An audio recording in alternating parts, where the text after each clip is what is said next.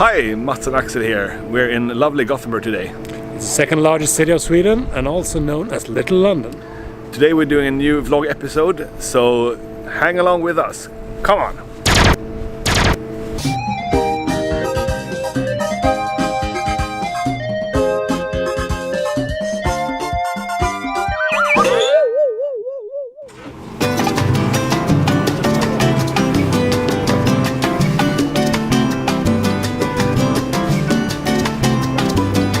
So Mats, who are we meeting today?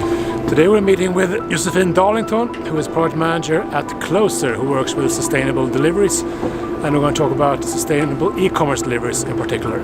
Lovely to have you here. Welcome to Lindholmen Science Park. I work for an organisation called Closer, and we work towards a more transport efficient society. And basically what I do is that I run together with my colleague Daniel something called Aster, which stands for an Alliance for Sustainable E-commerce.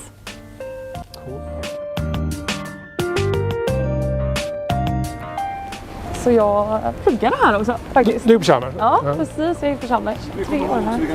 Speak English. Ja. Ja, just det. Vi ska det är nu. You went to Chalmers? Okay, Josephine, if you want to describe Aster to someone who never heard of it, how would you do that? Well, I would say that we work as a catalyst to create a sustainable e-commerce sector. And basically how we do that is that we work with creating collaborative innovation projects. We work with running them as well when it's needed.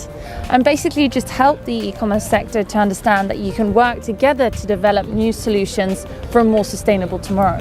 And are you tied to the university here, or where does the money come from? Good question. Basically, we're a non-profit organisation, and we are funded by Vinnova. So it's the Swedish Innovation Agency who funds us. And do you have if you have one mission, this is the one thing that I would like to contribute to? In Sweden, we have such a big potential in basically being first in the world to be a sustainable e-commerce nation. But it's so closely interlinked with the social aspects and the economical aspects. To get sustainability to happen, you need all of those three. And you mentioned that Sweden might be a bit ahead, and your accent sort of reveals that you have spent time in the UK. Do you have noticed any difference between Sweden and the UK in this aspect? And I would say generally what we experience is the trend has been the coolest, fastest, high-tech has been more focused, or very consumer-driven, that you really want to make sure that you have fast and on-time deliveries. And there I would say Sweden differs quite a bit, because I would say we have both e-commerce actors but also distributors working in Sweden who have understood the potential in running sustainability, and that could be really positive for their business also economically. Yeah. So I would say generally that distributors and e-commerce actors are trying to move towards more sustainable deliveries. But they all see a challenge in understanding what does sustainable mean, what do all of the other expressions mean, like climate friendly or climate compensated, or many of the other expressions you have out there. We sometimes also see in polls we've done that the end consumer wants the sustainable delivery but isn't that keen on paying extra for it. What do you think about that? Well, I would say generally that a lot of distributors and merchants are actually going ahead of their consumers, and trying new things that maybe don't actually end up in making the consumer pay for the service. It's more a given that everyone should be able to purchase something online sustainably. A lot of customers want their delivery to be sustainable, but they don't really know what they're buying either, because all of these expressions flying around, and it's hard for a customer to try and read up on what is it I'm buying and what is it I'm paying more for.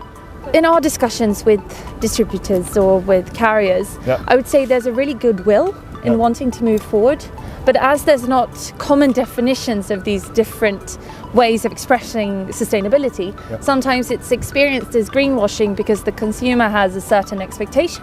So what we're really working for is to create a baseline for that communication and start defining what these different types of sustainability words actually mean. The point is this, that, I mean, we've been working with something that's basically called an industry standard in English, which is something else in Swedish. Yeah. But just to define the baseline. Yeah. So the baseline that everyone's walking and working towards is fossil free. Yeah. Which is a small step towards sustainable deliveries. We have a great project now running where cities finally are actually starting to understand how e-commerce deliveries are being performed. And previously they've been estimating these.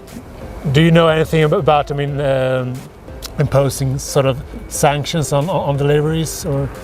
Well, I would say a lot of things that are being discussed on a European level is like vehicle-free zones, or like low-emission zones, or they're discussing different types of sticks. Even though regulations are being put in place, I think there's a more open attitude from cities to work together to create those regulations. But often we also get the question, what type of carrots can we put in? The cities don't really know how to balance that in a good way.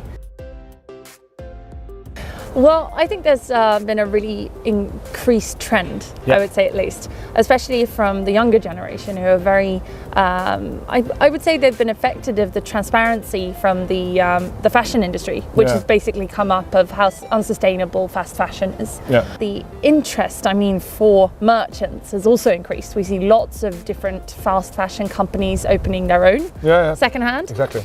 I think making it more accessible and easier to secondhand is really, it's opened up a completely new market. So, Josephine, nice to meet you, nice to talk to you. Stay tuned to Mats&Axel for new adventures in e-commerce. Perfect. Bye. Bye. Perfect.